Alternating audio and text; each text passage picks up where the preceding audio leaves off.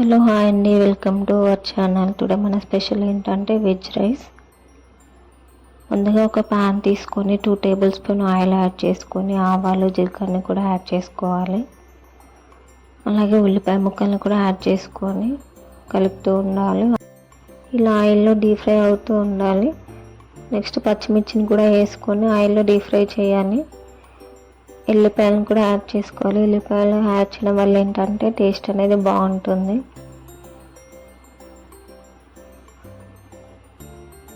One table spoon గీని కూడా add చేసుకోవాలి. మీకు ఇష్టం ఉంటే యాడ్ చేసుకోండి, లేదంటే స్కిప్ చేసుకోండి. అలాగే కొత్తిమీర కూడా యాడ్ చేసుకొని ఆయిల్లో డీప్ ఫ్రై అయ్యేంత వరకు కలుపుతూ ఉండాలి.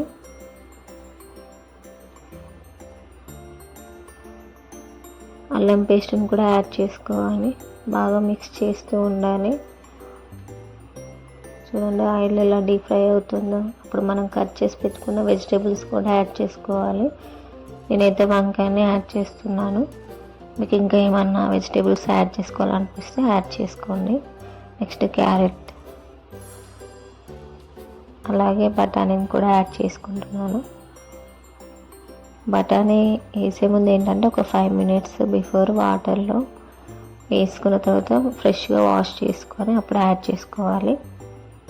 నెక్స్ట్ బీన్స్ని కూడా యాడ్ చేసుకొని బాగా మిక్స్ చేస్తూ ఉండాలి.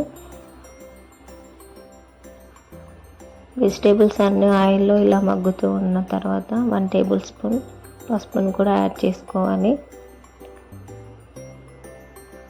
పసుపు అనేది వెజిటేబుల్స్ అన్నిటికీ పట్టేలాగా కలుపుతూ ఉండాలి.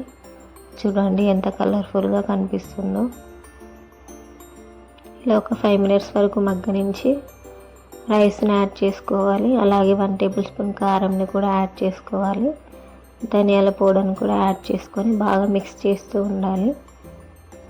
వెజిటేబుల్స్ అన్నీ రైస్కు పట్టేంత వరకు మిక్స్ చేస్తూనే ఉండాలి.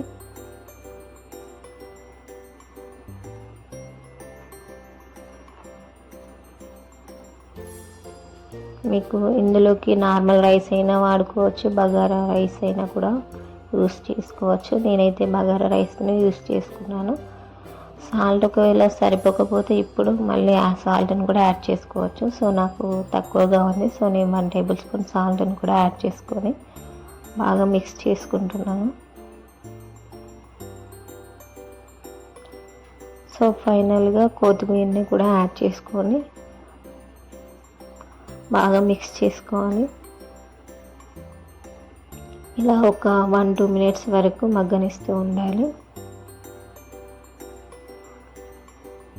ఫైనల్గా మన వెజ్ రైస్ రెడీ.